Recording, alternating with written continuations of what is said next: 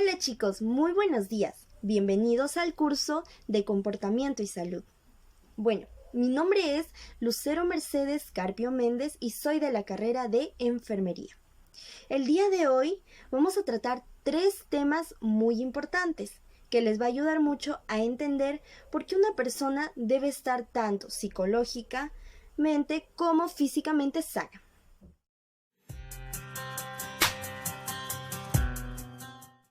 El primer tema que vamos a tratar es muy interesante. Es la psicología aplicada al área de la salud. Bueno, para determinar esto, lo primero que debemos hacer es saber qué es psicología, qué es salud y cómo es que esto funciona en conjunto. Bueno, lo primero que debemos saber, ¿qué es psicología?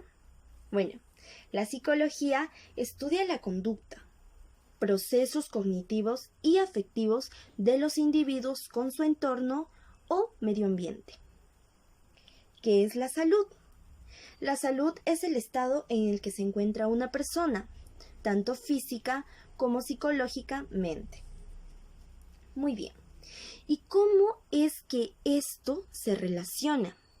Hay 4 puntos muy importantes, como por ejemplo, ¿cómo la gente permanece sana?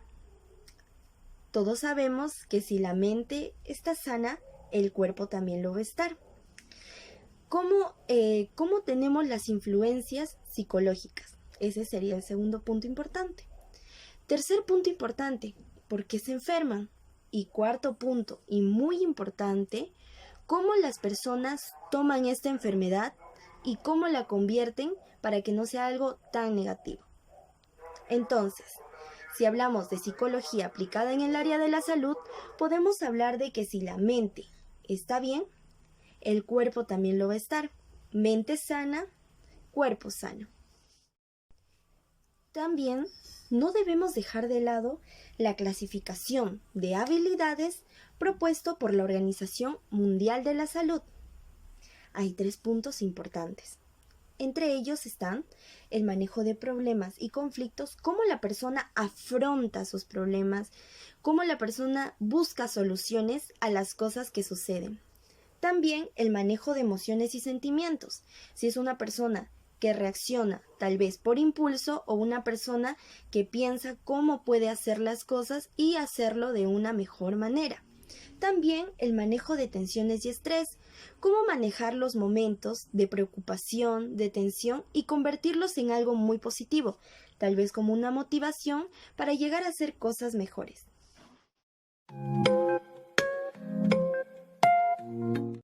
Muy bien, ahora el segundo tema que vamos a tratar son los modelos de aprendizaje.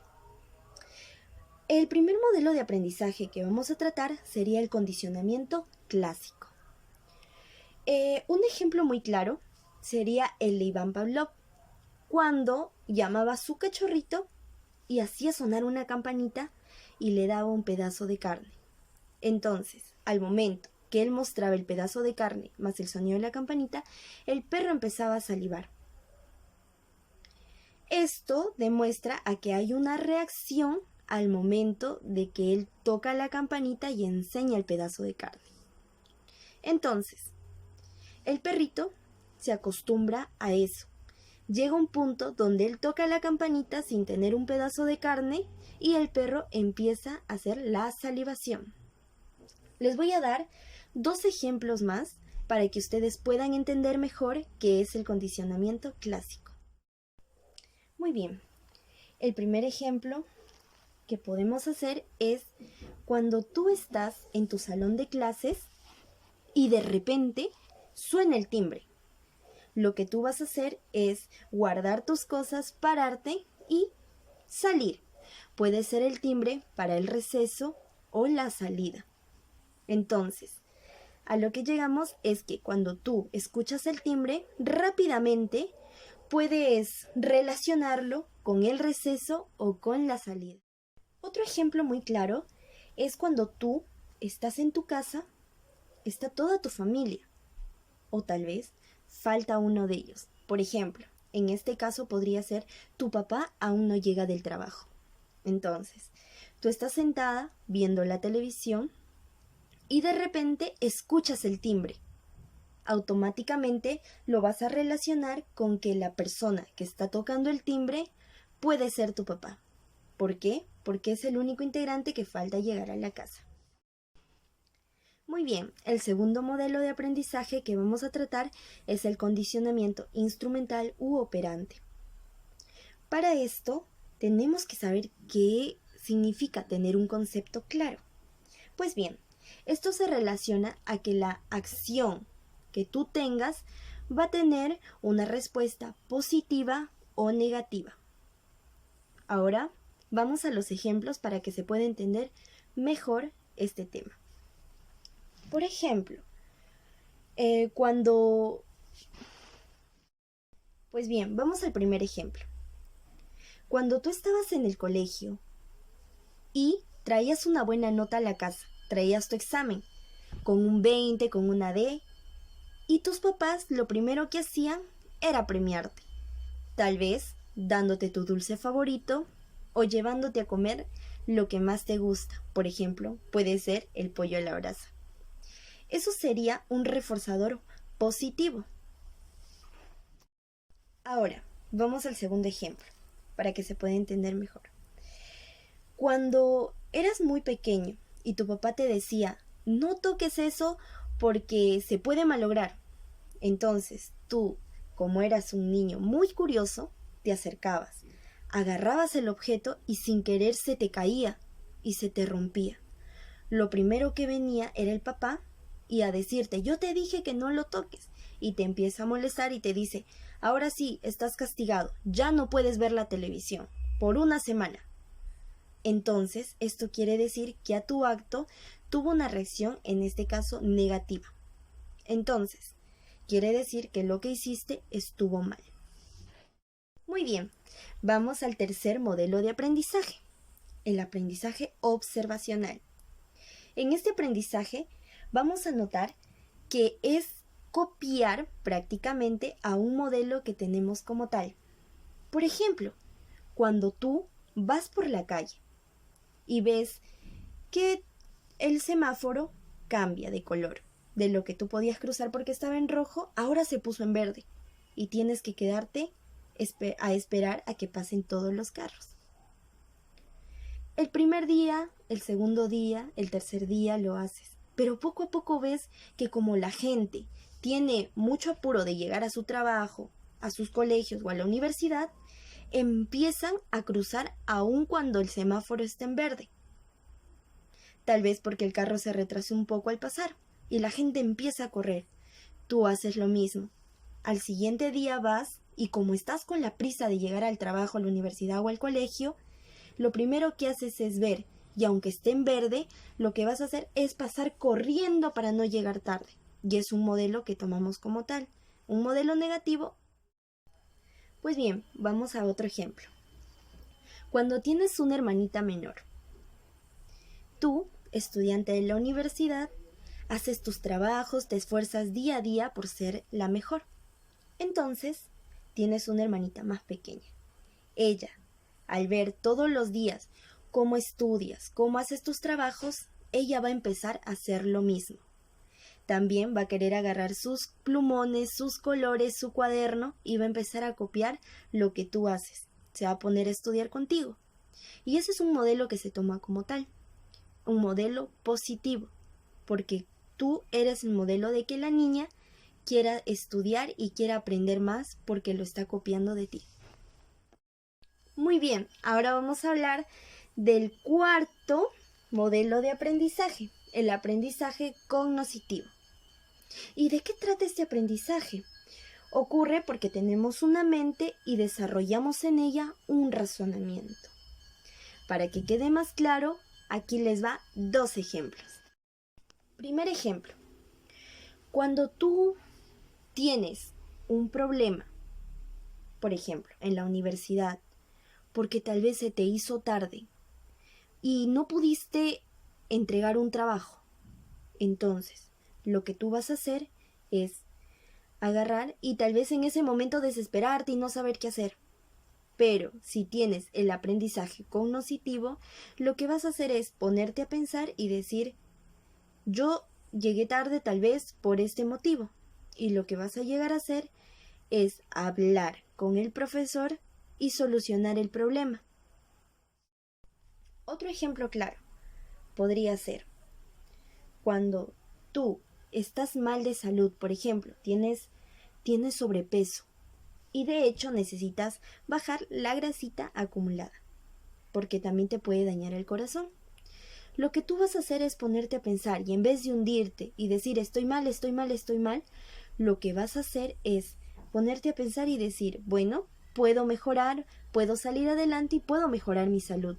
Entonces, lo que tú vas a empezar a hacer tal vez es de a pocos empezar a hacer un poquito de ejercicio, salir a caminar más. Y en vez de hundirte, vas a empezar a sacar soluciones productivas para mejorar tu salud.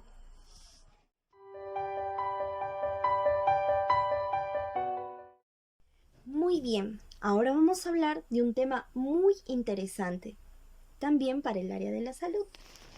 Vamos a hablar del ciclo vital de las personas, en 4 etapas según Jean Piaget. La primera etapa de la cual vamos a hablar es la de la etapa sensorio-motor. Esta etapa empieza desde los 0 hasta los 2 años.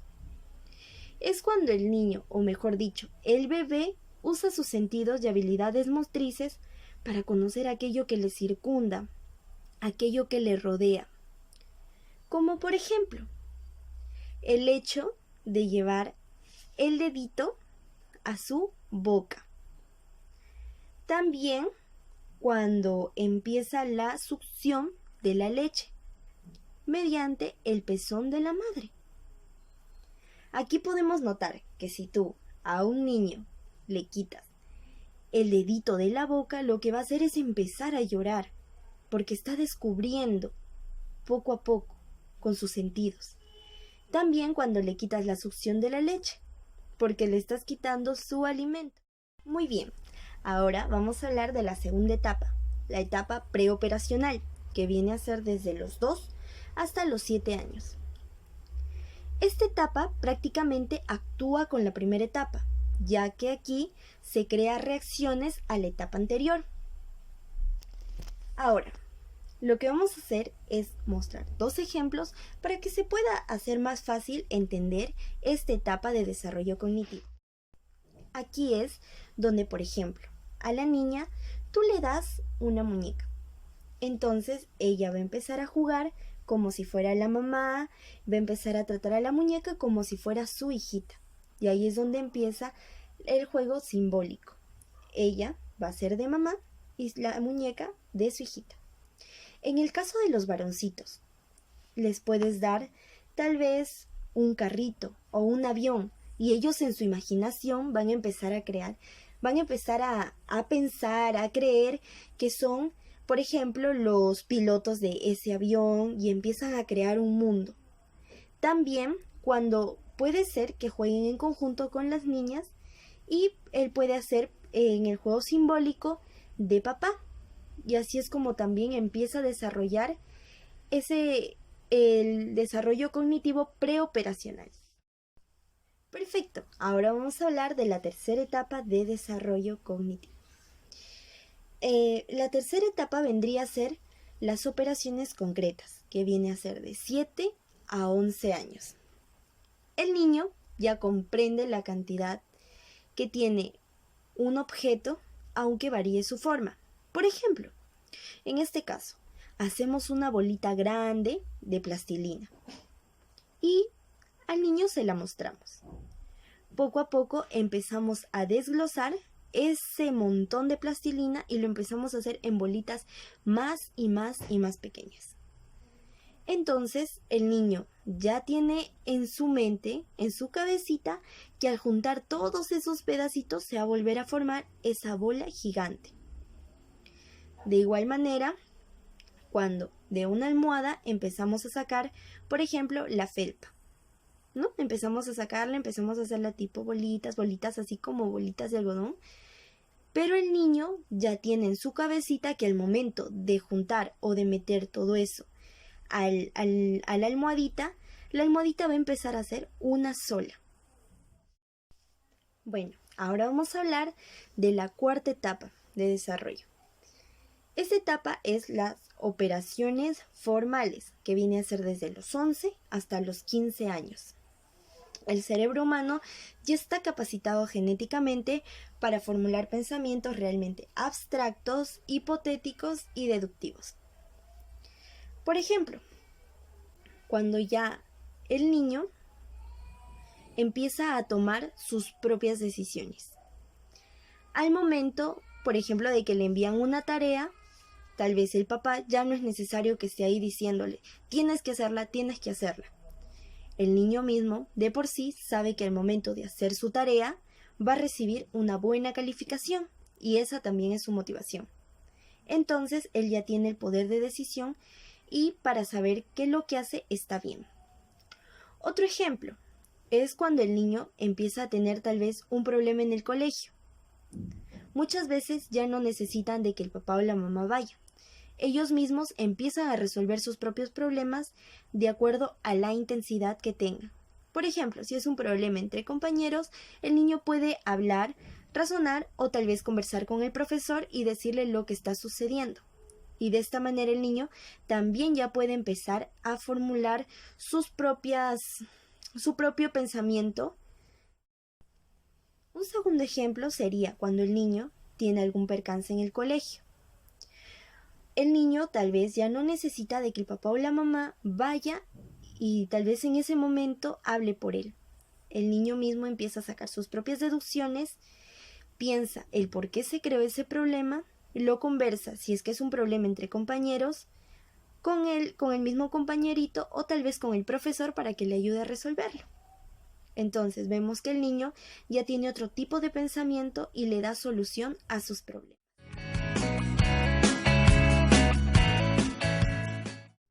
Muchas gracias, esto fue todo por hoy. Espero que estos 3 temas les sirva de mucho y lo pongan en práctica en su vida diaria. Y ahora podemos entender mejor cómo la psicología y la salud van de la mano. Muchísimas gracias.